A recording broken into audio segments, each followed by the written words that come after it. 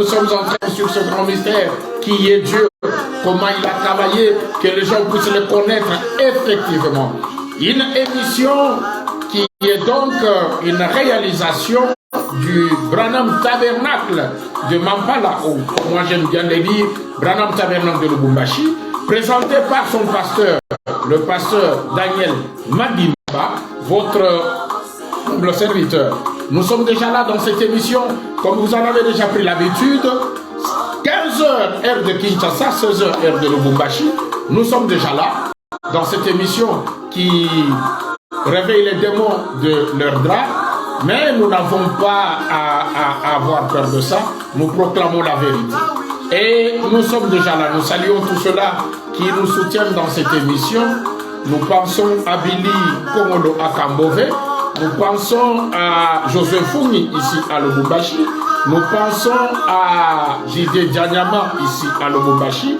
Et tous les autres donc qui se battent pour que nous puissions toujours avoir de mégabytes afin que cette émission puisse avoir lieu. Que le Très-Haut vous bénisse. Nous sommes déjà là dans cette émission pour continuer à parler sur la révélation du mystère de la divinité. Je vais lire dans Jean au chapitre 1er. Au commencement était la parole, et la parole était avec Dieu, et la parole était Dieu. Elle était au commencement avec Dieu. Toutes choses ont été faites par elle, et rien de ce qui a été fait n'a été fait sans elle. Et notre sujet aujourd'hui, la divinité, c'est l'esprit qui était en Jésus. Le logos ou la parole qui est venu aujourd'hui dans son propre corps. Je voudrais dire que Jésus n'était pas le propre corps de Dieu. Jésus n'était pas le propre corps de Dieu. Comme nous avons vu avec vous que Jésus était juste le pot de blaireau. Mais Dieu était caché derrière le pot de blaireau. Tant que Dieu était dans le pot de blaireau, qui était Jésus, les gens ne pouvaient pas connaître Dieu. Ils n'ont jamais vu Dieu. Ceux qui ont vu Dieu n'ont jamais vu, ceux qui ont vu Jésus plutôt, n'ont jamais vu Dieu. Ils ont vu un corps que Dieu avait emprunté, une tente, un tabernacle, mais qui n'était pas le propre corps de Dieu. Parce que le logos, c'est une théophanie. Et une théophanie doit avoir son propre corps. Écoutez. Je suis dans la prédication Christ et le mystère de Dieu. Comme nous avons l'habitude dans cette émission, c'est Wamba Ubala. Nous nous limitons là. Comme William Branham l'a dit, répéter ne fût-ce que ce qui est dit sur les bandes. Et nous nous assurons nous-mêmes, comme William Branham nous a recommandé de nous rassurer. Il dit rassurez-vous de ne dire que ce qui est sur les bandes. Nous nous rassurons dans cette émission de ne dire que ce qui est sur les bandes. C'est pourquoi nous avons l'habitude de vous donner les titres de prédication, les paragraphes, les années, pour que vous puissiez vérifier ces choses là où vous êtes. Je suis donc Christ est révélé dans sa propre parole. C'est prêché le 22 août 1965 au paragraphe 143.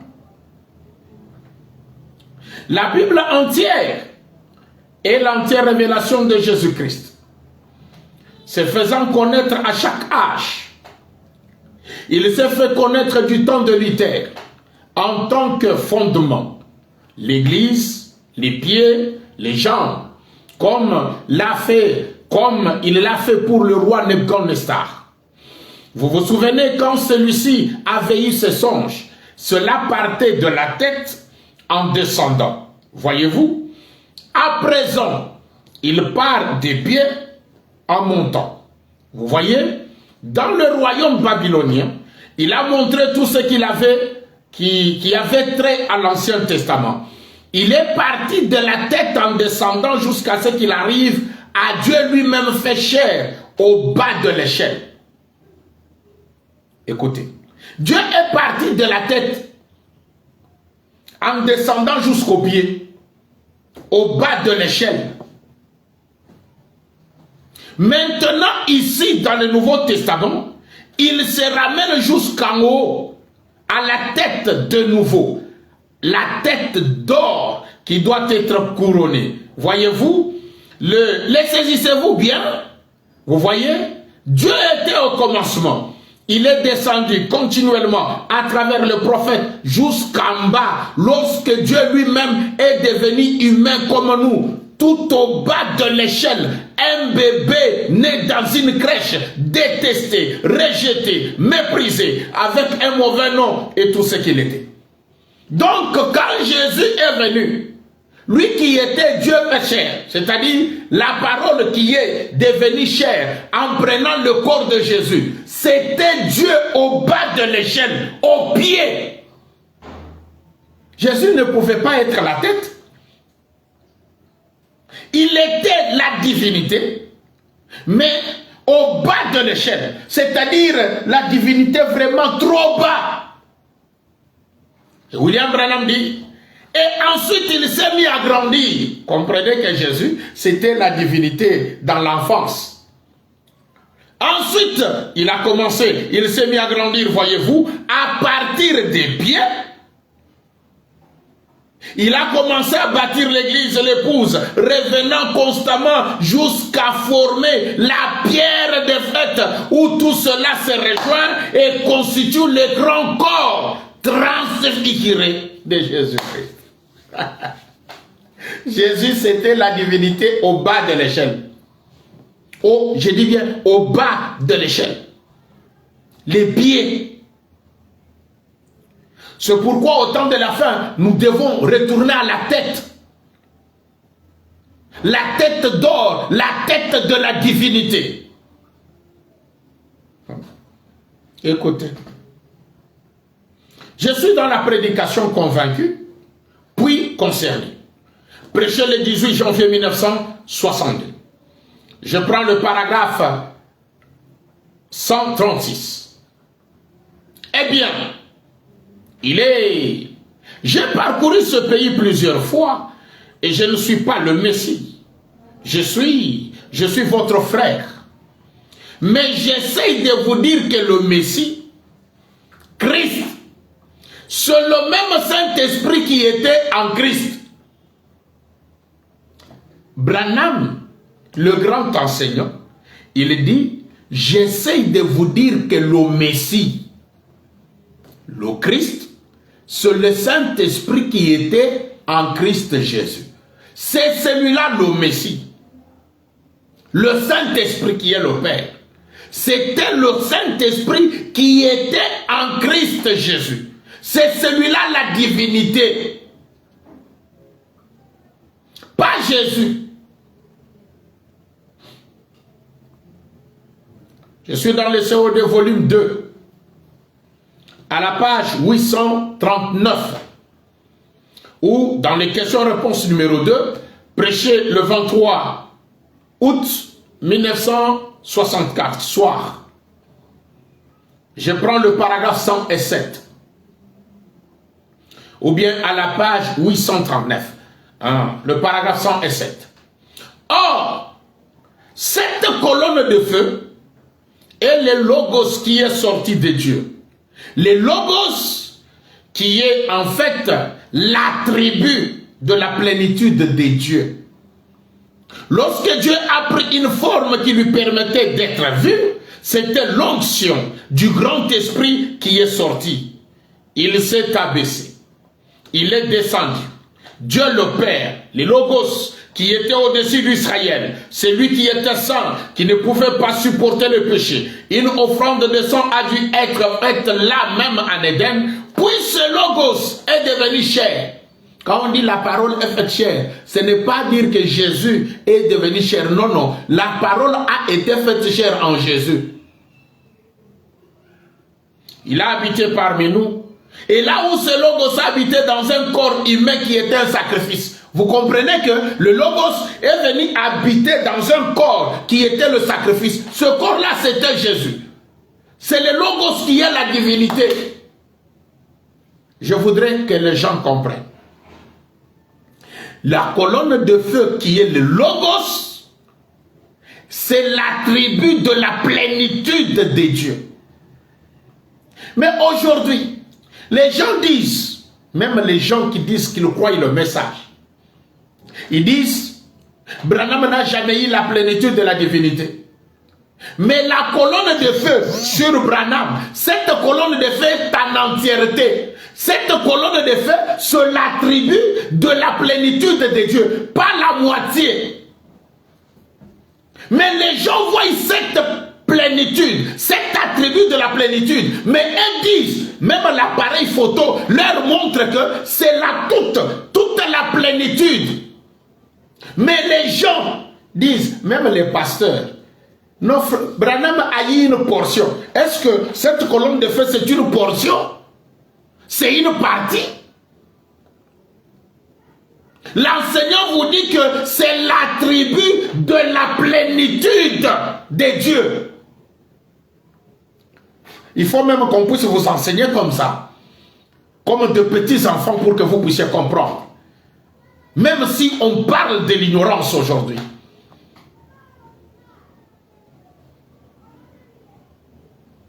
Et c'est Logos qui est la divinité, a été fait chair en Jésus. William Branham dit, à la même prédication, j'ai lu le paragraphe à la page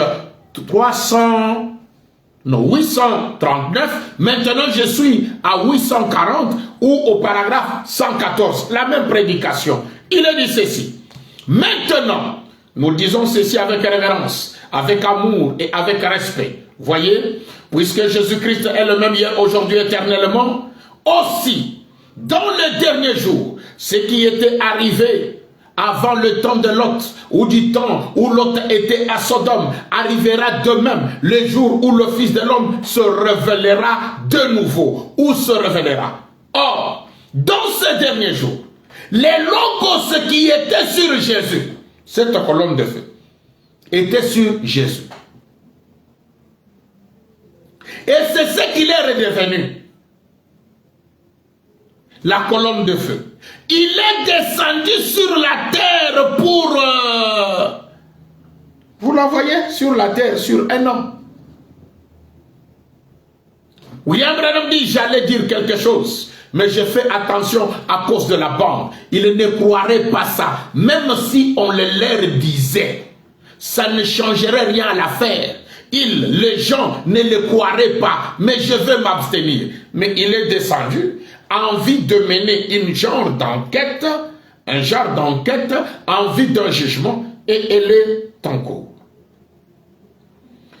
Ce Logos qui est la colonne de feu, qui avait divinisé Jésus, a quitté Jésus, est revenu sur la terre. Maintenant, c'est cette colonne de feu qui est la plénitude de la divinité, a quitté Jésus. Est-ce que Jésus est-il encore Dieu? A-t-il encore la divinité? Voilà comment les gens adorent quelqu'un qui n'a plus la divinité. Je suis dans l'âge de Smyrne. L'âge de l'église de Smyrne prêchait le 6 décembre 1960. Je prends le paragraphe 148. Je lis d'abord 148, puis je vais remonter à 147. Quelqu'un a dit, rappelez-vous, ne dites rien contre les Juifs, car il était juif. Ne dites rien contre les Juifs parce que Jésus était juif. Il n'était pas juif. Il n'était ni juif ni gentil. Il était Dieu. C'est vrai. Il était un sang sacré.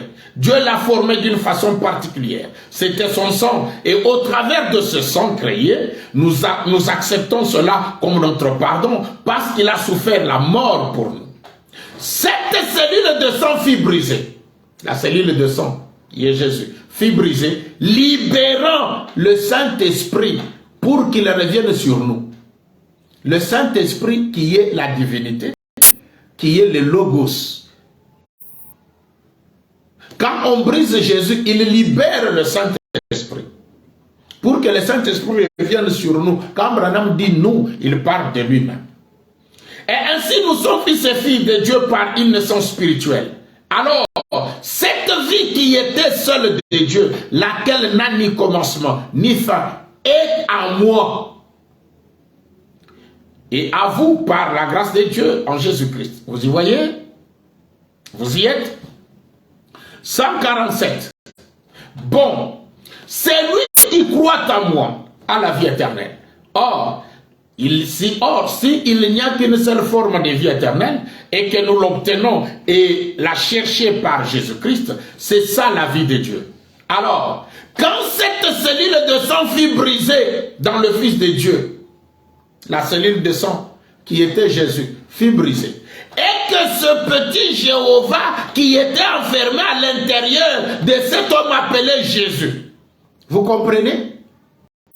En Jésus, il y avait le petit Jéhovah qui était enfermé. Le petit Jéhovah, qui est le Logos, qui est la parole, qui est la théophanie, qu'on appelle, puisqu'il est dit, qu'en lui habitait corporellement la plénitude de la divinité. La plénitude, c'était cette colonne de feu. Ça a quitté en lui. C'est revenu aujourd'hui sur un homme. Pas une partie de la colonne de feu. Toute la colonne de feu qui est l'attribut de la plénitude de Dieu.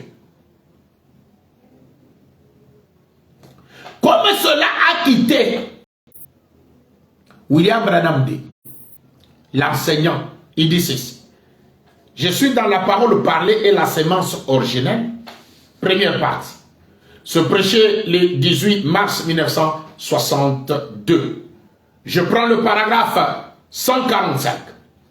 Et Jésus a dit être percé là-bas pour que cette sémence puisse faire jaillir sa vie afin d'arroser d'autres semences qui allaient venir. Oh! Est-ce que vous voyez? L'assemblée dit Amen. Jésus a été brisé pour que d'autres semences soient arrosées. D'autres semences qui allaient venir. William Branham précise. Je suis dans le chef-d'œuvre.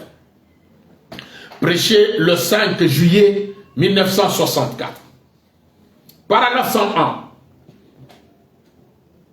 Mais n'oublions pas qu'au commencement, quand il a frappé le côté d'Adam, il a retiré quelque chose de son côté.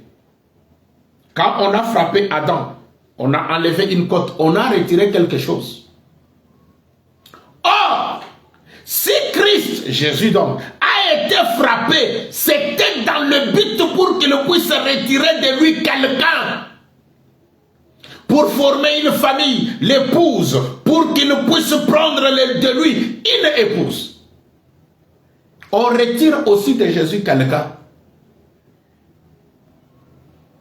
Mais celui qu'on retire de Jésus, c'est la plénitude de la divinité.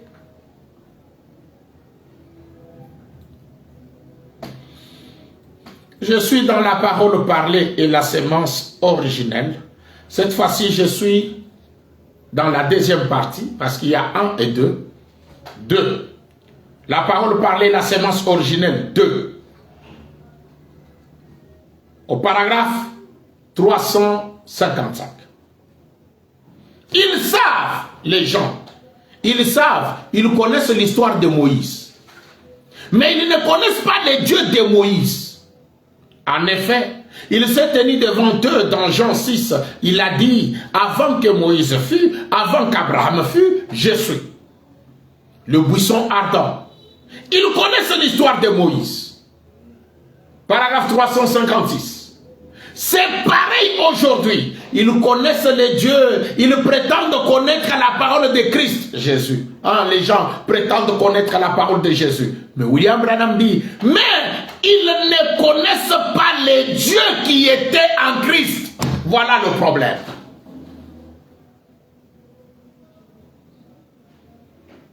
Les gens ne connaissent pas qui est le Dieu qui était en Jésus. C'est celui-là que nous vous prêchons, celui qui était en Jésus, celui qui avait divinisé Jésus. Si vous ne le connaissez pas, vous n'avez jamais connu Dieu. Écoutez.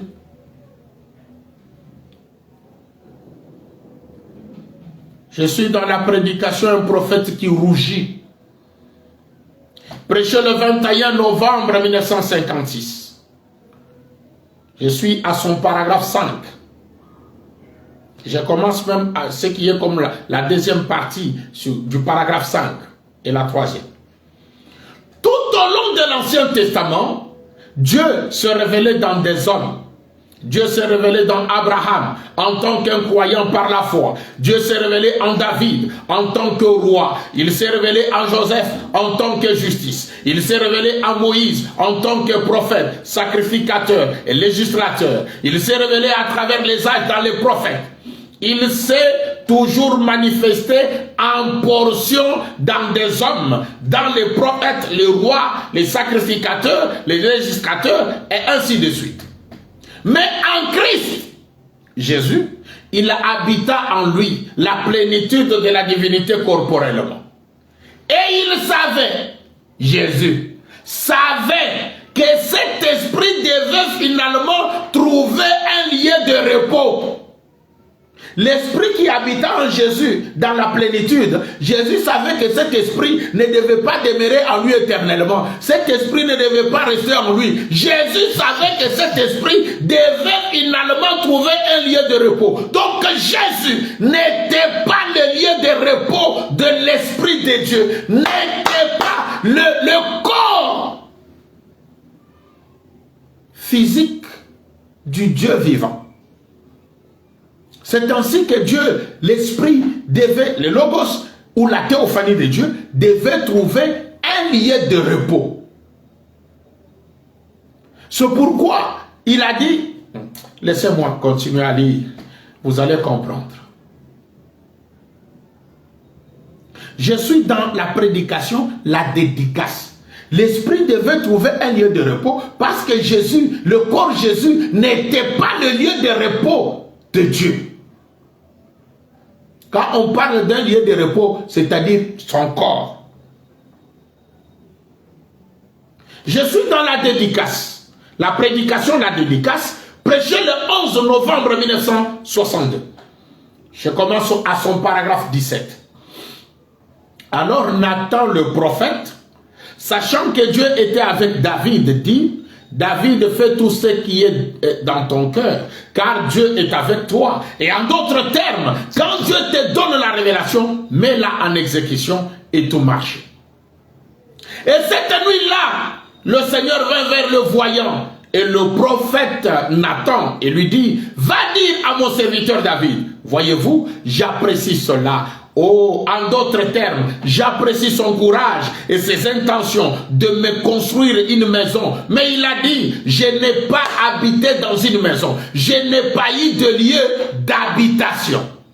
Quand je descends sur la terre pour visiter mon peuple, je n'ai pas de lieu d'habitation. Même depuis que j'ai fait monter Israël, je n'ai ordonné à aucun de juge de me construire une maison de cèdre. Mais j'ai été de tente en tente.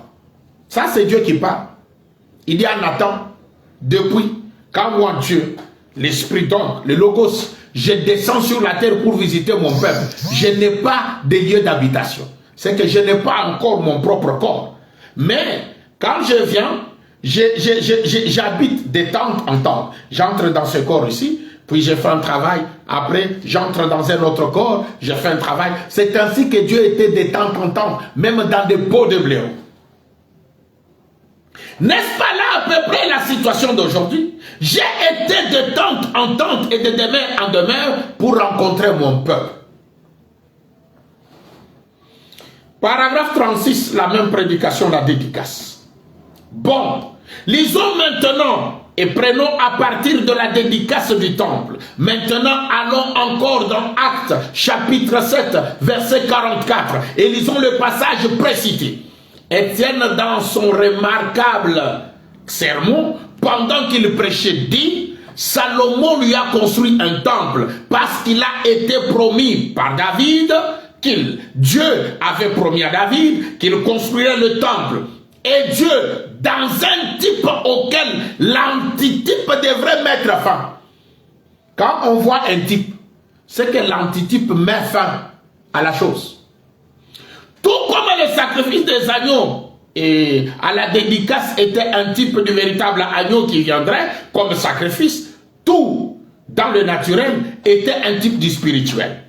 Et nous trouvons que, après que ceci a eu lieu, Étienne en parle, il dit, nos pères ont trouvé grâce devant Dieu et Salomon lui a construit un temple.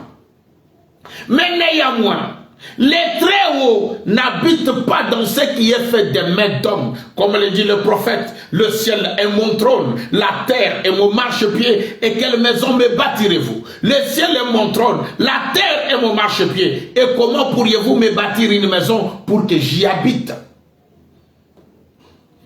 Ensuite, comme ce beau, Hébreux 10:5, mais tu m'as préparé un corps, montrant que Dieu allait habiter dans un corps, espace vide sur la bande. Dieu allait habiter dans un corps. Il a habité dans un corps qui était Jésus. Mais écoutez la suite. Paragraphe 137. Et quand ce corps avait été offert en sacrifice, quel corps? Le corps de Jésus, là où Dieu était venu habiter. Quand ce corps a été offert en sacrifice, l'agneau parfait avait été offert en sacrifice, de là donc est sorti. Qui est sorti de ce corps-là? La divinité. Dieu est sorti. Quand il sort du corps de Jésus, écoutez la suite. Et quand ce corps avait été offert en sacrifice, l'agneau parfait avait été offert en sacrifice, de là est donc sorti. Dieu vint dans son propre corps qui était son épouse. Alléluia. Il fallait que Dieu sorte du corps de Jésus pour qu'il vienne dans son propre corps qui est l'épouse. Jésus n'était pas le propre corps de Dieu.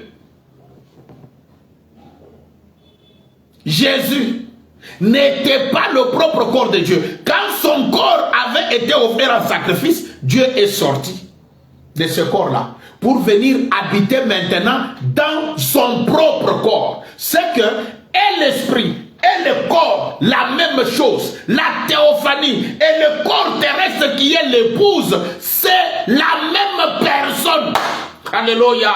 Je me sens bien. Vous comprenez que Jésus n'était pas le propre corps de Dieu. Comment un corps qui n'était pas le propre corps de Dieu peut être Dieu? C'était pour un temps, temporairement.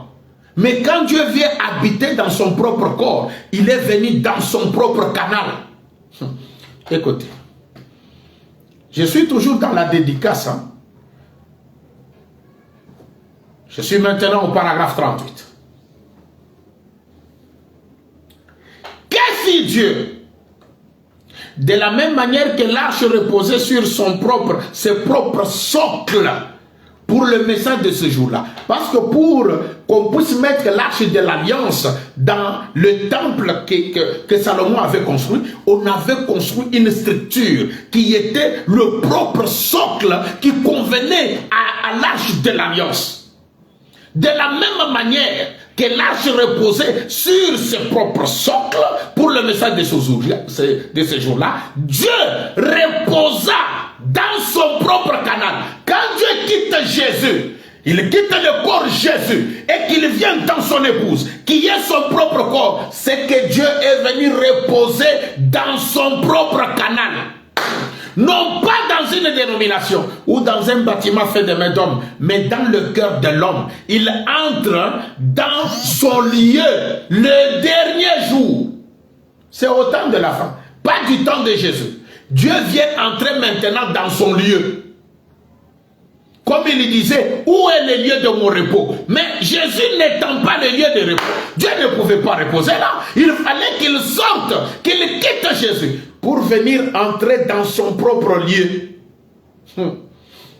Ainsi que l'avait dit le prophète Joël, il arriva que dans le dernier jour, je répondrai. Il arrivera que dans le dernier jour, je répandrai ma Shekinah sur toute chair. Vos fils et vos filles prophétiseront. Vos jeunes gens auront des songes et les vieillards verront des visions. Dieu vint dans son lieu de repos. Là où il trouve du repos, ce n'est pas dans un bâtiment, mais dans le cœur de son propre peuple qu'il trouve du repos. Jésus n'était pas le lieu de repos de Dieu. Voilà pourquoi il a posé la question. Quelle maison me bâtirez-vous? Jésus, bien que loin de la divinité, n'était pas le propre canal de Dieu. Écoutez, je suis dans la prédication, essayez de rendre un service à Dieu sans que ce soit la volonté de Dieu. Prêchez le 27 novembre 1965. Je dis bien, essayez de rendre un service à Dieu sans que ce soit sa volonté, la volonté de Dieu. Prêchez le 27 novembre 1965. J'ai lu le paragraphe 163 et 164. Suivez très bien. Donc vous voyez, David étant inspiré. Or, vous rappelez-vous que j'ai parlé de l'onction, la fausse onction. N'oubliez pas que le Saint-Esprit peut venir oindre une personne, mais que cela soit néanmoins en dehors de la volonté de Dieu. Le Saint-Esprit, qui est Dieu lui-même, il vient oindre quelqu'un, oindre une personne, malgré que le Saint-Esprit est venu oindre cette personne-là, mais néanmoins cela en dehors de la volonté de Dieu. Hey. Branham dit, tenez, ce qu'il dit ici, quelqu'un qui est oint, mais que ça soit en dehors de la volonté de Dieu, il veut le démontrer. Il dit, tenez, c'est prouvé ici même, voyez-vous, il nous faut suivre la voie de Dieu pour le faire, pas nos voies à nous, la voie de Dieu pour le faire. En effet, David étant roi de l'Esprit de Dieu qui était sur lui, un type de Jésus-Christ, ce n'était pas cependant le canal de Dieu.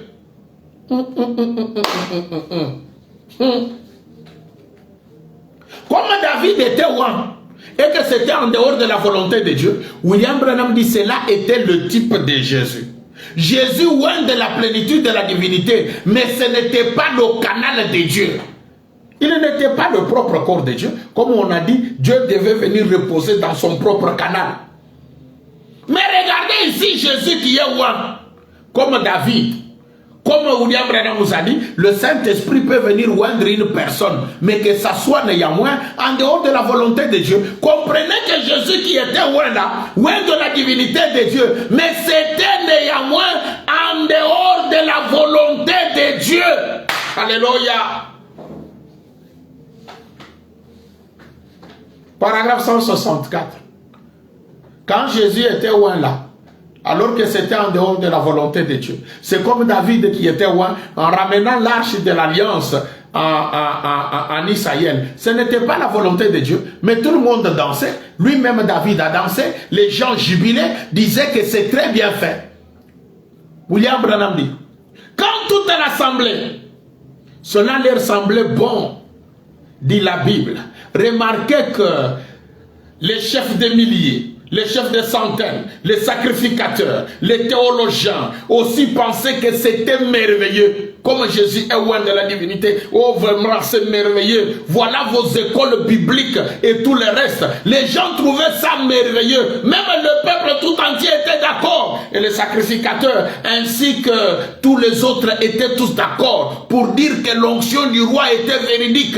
Remarquez, mais Dieu n'avait pas promis de leur révéler sa parole en sa saison. Dieu avait sa voix à lui de révéler sa parole, mais pas à eux. Rappelez-vous, c'était contraire à Dieu.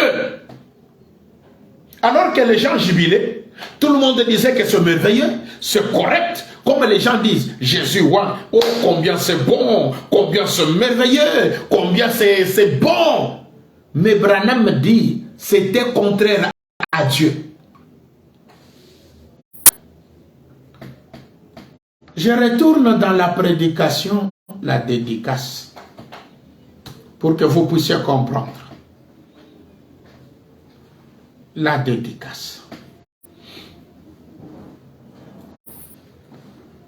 J'ai dit que la dédicace s'est prêchée le 11 novembre 1962. Je retourne dans la dédicace pour que les gens comprennent que bien que Jésus était loin, ce n'était pas le canal de Dieu, ce n'était pas la volonté de Dieu. C'était quelque chose qui était fait en dehors de la volonté de Dieu. Mais le Saint-Esprit qui vient oindre une personne, mais que ça soit en dehors de la volonté de Dieu, c'est grave. Et si les gens ne saisissent pas ça, c'est terrible. Paragraphe 36. La dédicace. J'ai lu ça avec vous, mais je vais juste relire pour que vous puissiez saisir quelque chose.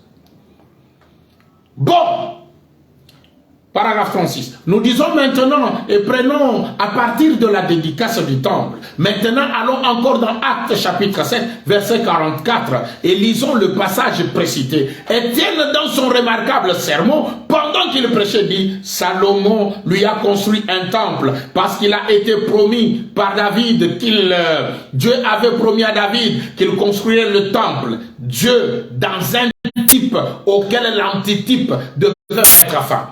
Tout comme le sacrifice des agneaux à la dédicace était un type du véritable agneau qui viendrait comme sacrifice. Tout dans le naturel étant un type du spirituel. Et nous trouvons que après que ceci il y ait, Étienne en parle, il dit, nos pères ont trouvé grâce devant Dieu et Salomon lui a construit un temple. Mais néanmoins, les Très-Hauts n'habitent pas dans ce qui est fait des mains d'hommes. Comme dit le prophète, le ciel est mon trône, la terre est mon marchepied, et quelle maison me bâtirez-vous? Le ciel est mon trône et la terre est mon marchepied. Et comment pourriez-vous me bâtir une maison pour que j'y habite? Ensuite, comme c'est beau, Hébreux 10:5, mais tu m'as formé, tu m'as préparé un corps, montrant que Dieu allait habiter dans un corps. Espace vide sur la bande. Tu m'as préparé. Oh! Et quand ce corps avait été offert en sacrifice, l'agneau parfait, qui est Jésus donc, offert en sacrifice, de là est donc sorti, c'est que Dieu est sorti du corps Jésus, Dieu vint dans son propre corps, qui était son épouse. Quand Dieu quitte Jésus, c'est alors qu'il vient dans son propre corps, qui est son épouse. Paragraphe 38. Que fit Dieu de la même manière que l'arche reposait sur ses propres socles pour le message de ce jour-là, Dieu reposa dans son propre canal. Or, nous avons lu avec vous que Jésus était oint, comme David était oint. Jésus était oint, mais ce n'était pas le canal de Dieu. Donc Jésus n'était pas le propre corps de Dieu, n'était pas le propre canal de Dieu. Mais quand Dieu quitte Jésus, c'est alors qu'il vient entrer dans son propre canal, dans son propre lieu, comme nous l'avons vu avec vous, au paragraphe 38 de la dédicace. Il est dit, que fit Dieu de la même manière que l'arche reposait sur ses propres socles pour le message de ce jour-là, Dieu reposait dans son propre canal, non pas dans une dénomination ou dans un bâtiment fait de mains d'hommes, mais dans le cœur de l'homme. Il entra dans son lieu le dernier jour. Dieu vint dans son propre lieu de repos, là où il trouve du repos. Ce n'est pas dans un bâtiment, mais dans le cœur de son peuple qu'il trouve du repos.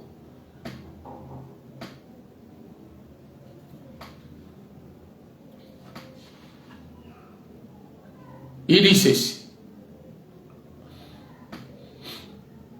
Je lis dans la prédication intitulée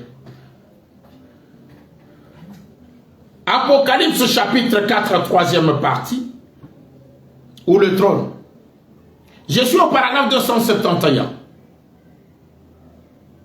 271, c'est dans la brochure de papier. Ou 222 sur les machines, hein, le programme là de Shekinah. Je ne sais pas pourquoi ils ont fait que le paragraphe soit un peu qu'il y ait un décalage comme ça. 228. Il dit ceci. Que représente ce symbole-ci, frère Branham? Qu'est-ce que c'est? Ça signifie que ces gardiens étaient de l'arche de Dieu. Ils étaient en voyage. C'est pourquoi, depuis que Dieu avait commencé le voyage, comme il a dit, chaque fois que je viens visiter mon peuple, j'ai été de temps en temps. C'est pourquoi on le voit en voyage. Il dit, les gardiens de l'arche de Dieu, l'arche de l'alliance, qui est la divinité, étaient en voyage, en marche. Ils étaient en voyage se déplaçant avec ce roues. Quand Ézéchiel les vit, mais quand Jean les vit, ils étaient déjà parvenus à leur position correcte dans les cieux. Ils ont quitté depuis l'éternité. Dieu n'avait pas encore trouvé son propre corps. Il était en marche, changeant toujours de tente en tente, de corps en corps, de tente en tente. Mais quand Jean voit cela dans l'Apocalypse, il dit, j'ai vu que l'arche était stationnaire. Or, l'Apocalypse ne parle pas de la vie de la personne de Jésus-Christ. William Branham, au paragraphe 272, il dit, l'arche de Dieu, ou 229, comme je l'ai dit qu'il y a décalage de paragraphe, sur les machines c'est 229, et sur la brochure, dans la brochure c'est au paragraphe 272, ou même je crois 271 seulement. L'arche de Dieu était sur la terre, se déplaçant avec ses roues au fur et à mesure qu'on la transportait de lieu en lieu. Cela voulait dire qu'elle était en voyage. Ils l'ont transportée tout au long du voyage, à travers le désert, jusqu'au temple, et ainsi de suite. Mais maintenant, elle a été reçue au ciel parce que l'âge de l'église est terminé. L'arche a été reçue en haut dans la gloire. Vous voyez? Maintenant, elle est stationnaire dans le ciel et tous les anges et autres sont autour d'elle. Nous le voyons plus tard ôter les couronnes et se prosterner devant le Seigneur et lui rendre gloire. Voyez-vous, c'était de gardien du temple de l'arche de Dieu. Quand Jean lui voit l'arche, l'arche est arrivée à son lieu de repos. Elle ne peut plus encore avancer. C'est pourquoi la divinité ne quittera pas Branham. Parce que Branham, c'est le lieu de repos. Le corps de Branham, c'est le lieu de repos de Dieu. L'arche ne quittera pas ce lieu. Elle est stationnaire, c'est terminé. Elle est arrivée à son lieu de repos, dans son propre canal, son propre corps. La divinité a trouvé son propre corps. Le Logos, qui est la théophanie de Dieu, a trouvé son propre corps sur la terre. Vous regardez la théophanie, vous regardez le corps Branham, la même chose, identique. Même les empreintes digitales, comme nous avons vu avec vous. Le prédicateur qui était en Afrique du Sud, qui a été touché par l'ange du Seigneur, on a dit que cela avait laissé l'empreinte de sa main brûlée sur la chemise. On a amené la chemise à Branham. Branham dit, c'était ma main gauche. Elle convenait parfaitement à cette empreinte-là. Vous comprenez que le corps spirituel, qui était le logos, et le corps physique, le corps de chair, la même chose. Je lis dans l'union invisible. L'union invisible de l'épouse de Christ.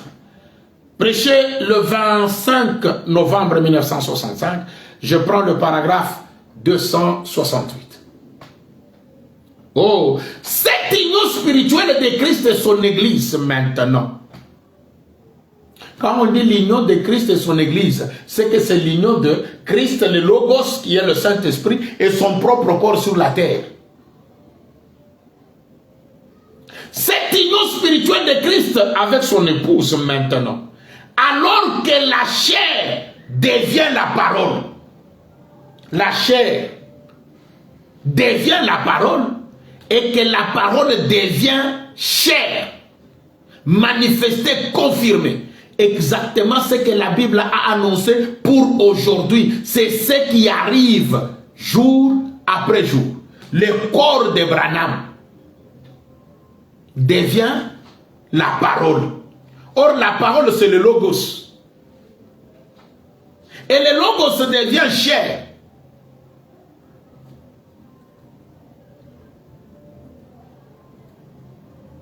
William Branham. Je lis dans qui est sommet Melchisédek. C'est alors que le trois, c'est-à-dire corps, âme, l'âme qui est la théophanie, et l'esprit deviennent la même chose. Ce qui n'avait jamais été avant le temps de la fin. Je suis dans qui est sommet Melchisédek. Prêché le 21 février 1965. J'ai lu le paragraphe 96 et 97. Remarquez son titre. Roi de justice. Hébreux chapitre 7, 2. Roi de justice. Roi de paix. Il est deux rois. Maintenant, observez dans Hébreux chapitre 7, 2. Roi de justice. Et aussi roi de paix. Il est deux rois là. Or, depuis qu'il est venu dans la chair et que son propre corps a été enlevé, dans Apocalypse 21, 16, il est appelé roi de rois. Il est tous les trois à la fois. Voyez-vous? Roi Dieu, roi théophanie, roi Jésus. Il est le roi des rois. Tous s'est rencontrés comme l'âme, le corps et l'esprit. Tous finissent par n'en former qu'un seul. Les trois se rencontrent. C'est pourquoi on dit il est trois rois. L'esprit, le corps et la théophanie. L'âme. Cela forme une seule personne. Alors que quand l'esprit était en Jésus, c'est-à-dire l'esprit ou l'âme avait emprunté un corps qui n'était pas son propre corps. Il ne pouvait pas être un. C'est pourquoi il est dit, il est aussi Père, qui était en premier, Fils et le Saint-Esprit, Roi de justice, l'attribut esprit, la théophanie, Roi de paix, la théophanie. Et dans la chair, il est roi des rois. La même personne. Et l'esprit, la même personne.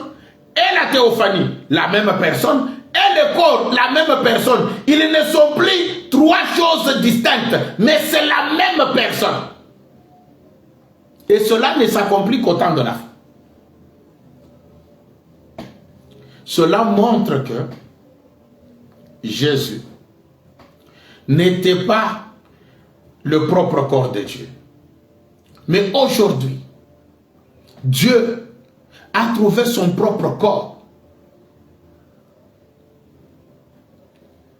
L'esprit, la théophanie, qui est le Fils, qui est le Logos, qui est la parole, a trouvé son propre corps. Les trois forment une seule et même personne.